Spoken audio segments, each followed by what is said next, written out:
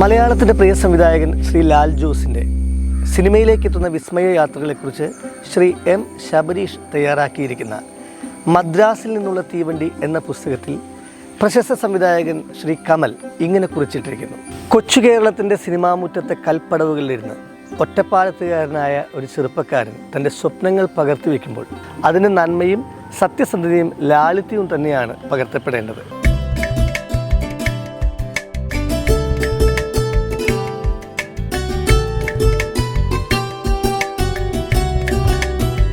പുതിയ cinema announce ചെയ്യുമ്പോഴെല്ലാം താൻ കാണേണ്ടുന്ന സിനിമ എന്ന സമ്മർദ്ദം സാധാരണ പ്രേക്ഷകരിൽ തുടങ്ങി വിമർശകരിൽ വരെ സൃഷ്ടിക്കുന്നുണ്ട് ലാൽ ജോസ്. തലമുറ മാറ്റവും തരംഗങ്ങളുമൊക്കെ വന്നു പോകുമ്പോഴും പരിചിത രീതികളും പുതിയ രീതികളും മാറി മാറി പരീക്ഷിച്ച് സിനിമയുടെ തീവണ്ടിയിൽ അദ്ദേഹം യാത്ര തുടരുകയാണ്.